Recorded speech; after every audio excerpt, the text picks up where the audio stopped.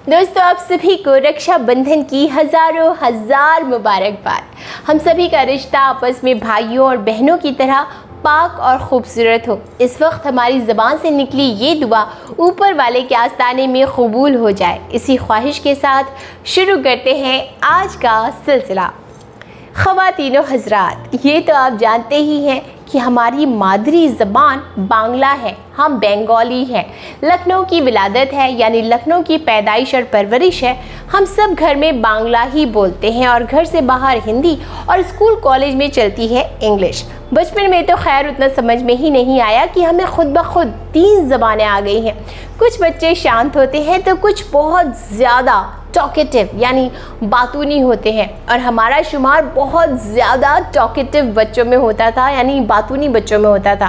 वो जो होते ना, कुछ ऐसे बच्चे जो बोलते रहते हैं, कोई सामने हो तब तो बोलते ही हैं, और कोई सामने ना हो तब भी वो खुद से ही बात कर लेते हैं। और हम उन दूसरे नंबर वाले किड्स में थे जिन्हें बात करने के लिए किसी साथी की ज़रूरत नहीं होती, वो खुद से ही बात कर लेते हैं। यहाँ तक कि अभी भी हम खुद से घंटों बातें कर सकते हैं। लेकिन अभी तो हम आपको अपने बचपन की बात बता रहे हैं।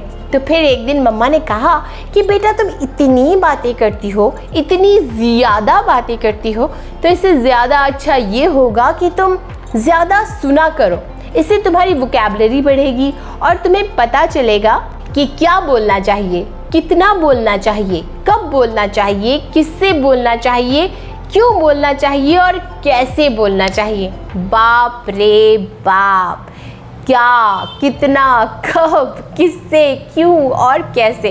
क्योंकि हम बहुत ज़्यादा ओबीडियंट बच्चे थे, अभी भी हैं, तो हमने सोचा ठीक है, अब चुप रहते हैं और देखते हैं इसके क्या फ़ायदे होते हैं। तो उसके बाद एक दिन मम्मा की एक सहेली शमीम मासी घर आई। मासी ने हमें बहुत सारी चॉकलेट्स दी और हमें अपने गोद में लेकर बैठ गई मम्मा से बातें करने। कहने लगी, बानी, तेरी बेटी कितना कम बोलती है, तू तो इतना बोलती थी और ये तो बस उतना ही बोलती है जितना इससे पूछो। आपको बता दें कि बानी हमारी मम्मा का नाम है, और इधर मन ही मन हम सोच रहे थे कि अगर मम्मा ने चुप रहने का ऑर्डर नहीं दिया होता ना मासी, तब आप देखती, आप तो मम्मा से बात ही नहीं कर पाती। और उसके बाद शमी मासी मम्मा से बोलती है, बानी, याद है हमारी दोस्ती तो कॉलेज में खासी मशहूर थी, और इधर छोटे से नन्हे से मुन्ने से प्यारे से बच्चे से हम उनके मुंह से खांसी सुनने के बाद हमारे दिल में तो अलग ही टाइप की बातें चल पड़ी थी।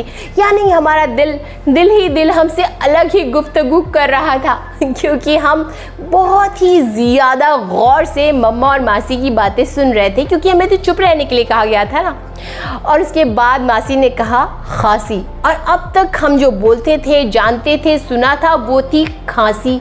और शमीम मासी ने कितने साफ लफ्ज़ों में खांसी कहा था कि उसके बाद हम उसी में उलझ गए, खांसी और खांसी। खैर, मासी के जाने के बाद हमने मम्मा से पूछा, क्या आप दोनों को कॉलेज में बहुत ज़्यादा खांसी आती थी, इस वजह से आपकी दोस्ती फेमस हुई? तब मम्मा ने बताया, बिट्टू, ये उहू वाली खांसी नहीं है, ये उर्दू का लफ्ज़ है। उर्दू में खांसी उसे बोलते हैं जो बहुत विशेष होता है, अच्छा होता है, इम्पॉर्टेंट होता है, स्पेशल होता है।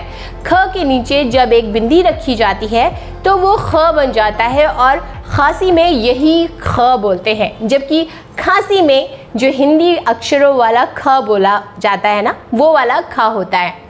और दोस्तों, उर्दू सीखने की नींव तो मम्मा ने और मासी ने रख दी थी, पर आपको हम बताना चाहते हैं कि खांसी उर्दू का नहीं, अरबी का लफ्ज़ है। और अक्सर आपने सुना होगा कि फ़ला से मेरी ख़ास दोस्ती है।